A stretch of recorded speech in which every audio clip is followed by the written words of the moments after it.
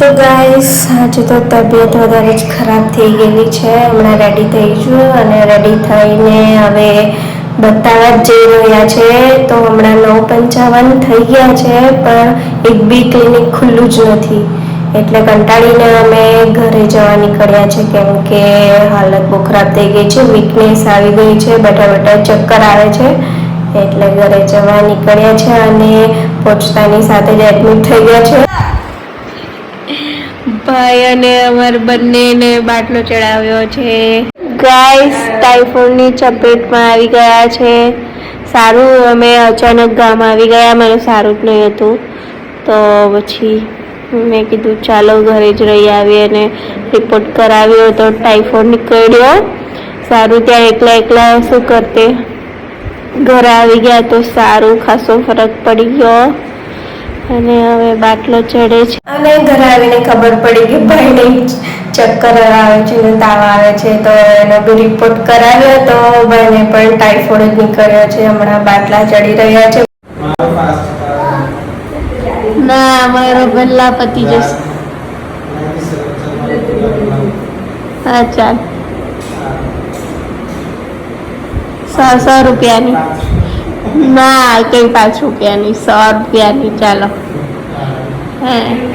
તો મારા ભાઈ વચ્ચે શરત લાગી છે, કોનો બાટલો જલ્દી પચશે. 100 રૂપિયાની શરત લાગી છે અને આ ઓલમોસ્ટ ખતમ થઈ જ ગયા છે અને બંને સાથે જ ચાલે છે. ટાઈ થઈ ગઈ છે ગાઈસ, કોઈ જીતવાનું છે નહીં.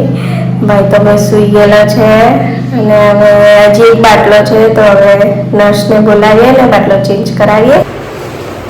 પંખો ફાસ્ટ કરીને ગરમી લાગતી છે, પહેલા ઠંડી લાગતી હતી, હવે ગરમી લાગતી છે. નાસ્તો આવી ગયો છે, ભૂખ લાગેલી હતી, સવારથી કંઈ ખાધું જ નહોતું એટલે સેન્ડવિચ તો ખાઈ લીધી પણ પછી ખબર પડી કે ટાઇફોઇડમાં બહારનું નહીં ખાવું જોઈએ, પણ કંઈ નહીં ખબર નથી એટલે હવે ખવાઈ ગઈ. બીજી વાર આગળથી હવે ધ્યાન આપશું, થોડા દિવસ બહારનું નહીં ખાશું, ઘરનું જ હેલ્ધી ખાઈશું. અરે એટલો પરસેવો થઈ રહ્યો છે ને, પહેલાં તો ઠંડી લાગતી હતી, હવે તો પસીનો થઈ ગયેલો છે. અને બીજી બાજુ મમ્મી ખુરશીમાં બેઠા ઊંઘી રહ્યા છે, ભાઈ પણ સૂઈ ગયેલો છે. મમ્મીને કીધું તું કે ઘરે જતા રહો, આરામ કરો, જરૂર નથી, પણ મમ્મી કહી જ નહીં અને મારી જોડે સુવા પણ કીધું ખાટલે, પણ એ પણ ના. તો મમ્મી બેઠી સૂઈ રહી છે, મેં પણ ડિસ્ટર્બ નહીં કર્યું, સુવા દીધું જરાક વાર. ચાલો આ લાસ્ટ બાટલો બી પૂરો જ જઈએ ઘરે.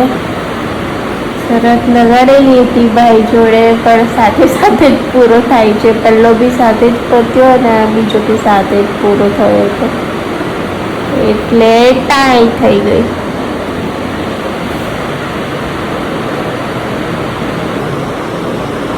તો ગાઈસ ઘરે આવી ગયા છે, બાટલો પીને, બે બાટલા પીને અને ખાસું સારું લાગતું છે અને બધા કહેતા છે ફુગરી થઈ ગઈ છે.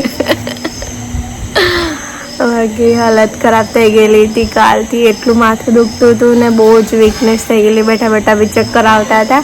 હમણાં તો ખાસું સારું છે, સારું લાગતું છે. હવે થોડી વારમાં ફ્રેશ થઈને જમી લઈએ, પછી આજે તો આરામ કરવો પડશે. 2 દિવસ મસ્ત આરામ કરી લઈએ, પછી પાછું મંડેથી પાછું લેફ્ટ રાઈટ ચાલુ થવાની છે. તો ગાઈસ સવાર થઈ ગઈ છે, સાંજે તો જમી મમ્મીને સૂઈ ગયા હતા. વિડીયો બી એડિટ કરવાનો જ તો બાકી છે, હમણાં કરીશ, એટલે આજે વ્લોગ બી થોડો મોડો આવશે. તો હમણાં એન્ડ કરું છું કાલના વ્લોગને. મળીએ નવા વ્લોગના સાથે. વિડીયો પસંદ આવ્યા હોય તો લાઈક કરજો અને સબસ્ક્રાઈબ કરજો. Okay guys, by.